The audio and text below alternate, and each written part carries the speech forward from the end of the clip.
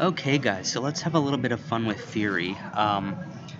Truth be told, I've never been very strong in theory. I guess it's just my punk rock way. I've not had a lot of patience for it. And at the end of the day, I'm much more of a performer than I am a person to sit back and really hang in the studio and really dive into the deep theories of music. Let's just make it fun, catchy, and good. 3-chord punk rock, or in this case, just a groove and bass line tech house. Throw something happy on top of it, like some steel drums. And if that doesn't get you moving with a little bit of rum punch or a little something else, you might want to check your pulse.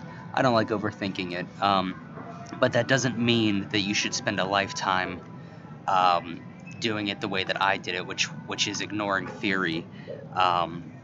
Theory can be very helpful, and it's really nothing to fear at all. So we'll make it super easy here. Where we left off, we were experimenting with making different bass line patterns, right? They were all, I think, starting on D,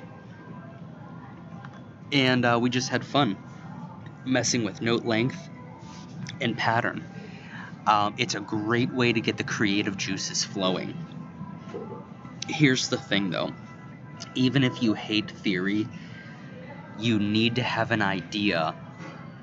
And what I mean by having an idea is pick a key, you need to pick a key that your song is going to be in.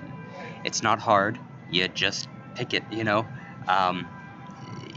experiment with it. If you don't like starting off on D, move the notes around, start off on F or C or A.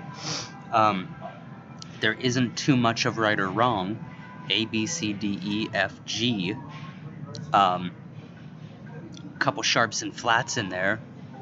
Just pick one that you tend to like, experiment and get your hands dirty a little bit and just get in there. But I think that what I'm about to show you will be very helpful in creation. It'll be painless, I promise. So here's what we'll do. Let's create a new MIDI track. And what is that again? Control-Shift-T. So Control-Shift-T. And we're going to call this minor. Okay?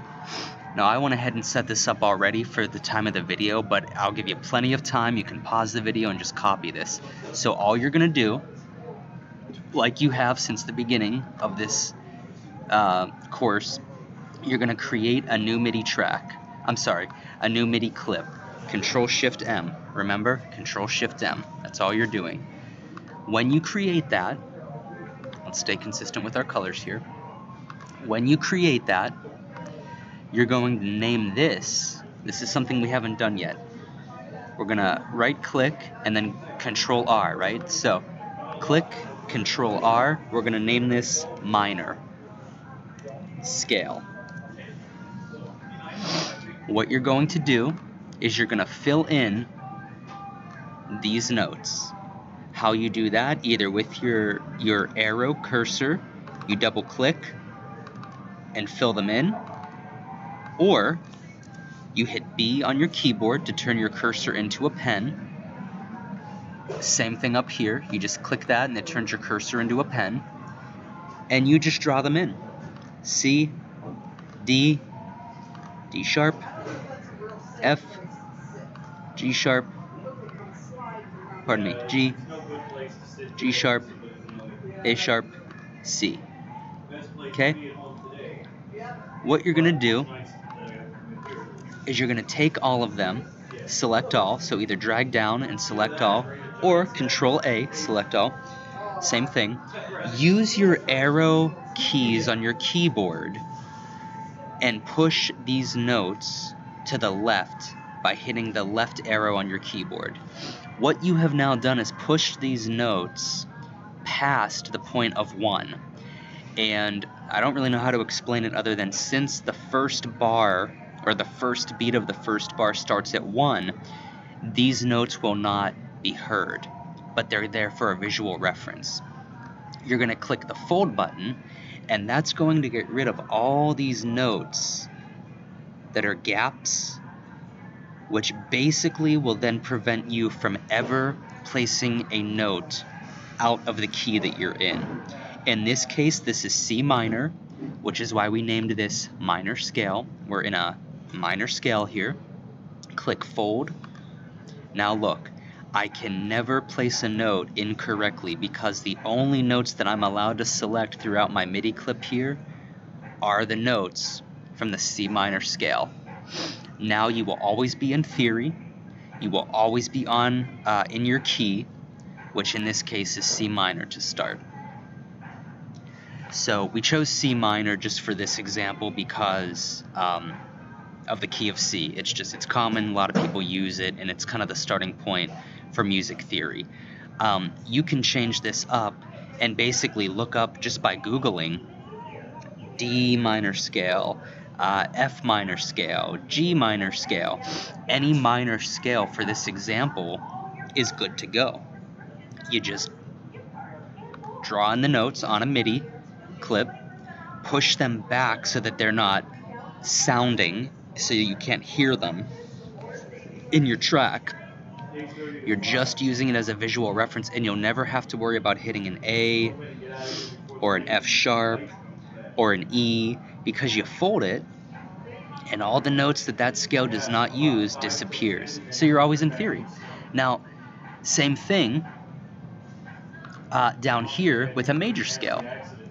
Duplicate, Control D, so Control D. Change this to Control R. We're going to rename major scale. Major scale. Let's change major scale's coloring just a little bit so we don't get confused. Major scale. Shame on me for not using hotkeys. Use your hotkeys. And now we're going to unfold it so we have access to all notes, because we were folded up into a minor scale note selection there, and we're not doing minor scale, we're doing major scale. So the easy thing about the C major scale is that there's no sharps or flats. So what I mean by that is there's no black keys. So you just go from C to C and don't select any sharps or flats. So C, D, see how that's not a sharp? It's just regular D, E, F, all the white notes, G, A, B, C. Select all, push it back one. Oh, we have our minor scale there, so that's not good. Let's go ahead and get rid of those. Select these bad boys again, and let's just make sure we selected the right scale. We did, and I know that quickly because no black notes were used. We push that back by one. We fold it. Now we will always be in the key of C. So now what you have in your template is minor scale option and major scale option. Now, of course, keep in mind you're in the C major and minor scales with this. So this is folded on C's. So you're going to be creating in C. If you don't want to create in C, all you have to do now is move these notes. Because they're folded, you can move them up or down, and essentially you'll still be in a minor key, simply because, nice thing about it is the step system, which we'll go over in the next video. But because all of these are correctly laid out with steps, the notes don't matter. You can basically move that up or down, and now you'll always be in the key of a minor scale. So if you unfold it, no matter where you move these, as long as you don't mess with them, you're just moving them up and down, you're always in the key of a minor scale. This is E minor, F minor, F sharp minor. So because the steps are laid out, 1, skip, 2, skip, 1, skip, 2, skip, 2, this will always set you up to be in a minor scale. And then the same thing is true. We're kind of crunched on space. Let me go over here. Major. The same thing is true when you unfold this major scale. When you select all of these and move it, no matter where you move it, because it's 1, skip, 1, skip, 2, skip, 1, skip, 1, skip, 2. No matter where you move this up and down your keyboard, you are in a major scale. D major scale. You want to go up to E major? No big deal. E, right there. As long as your first note and your last note is resolving where you want it to. In this case, I want it on E, or let's say I want it on G. So just move your notes with your arrow pad up to the point where that last note reads a G, and you're in the G major scale now. Easy. Easy, awesome. Boom. There you go, guys. So now you can basically take these notes and fold them, and you're in G major, and you'll never have to worry about going out of theory with this. So I hope that helps you.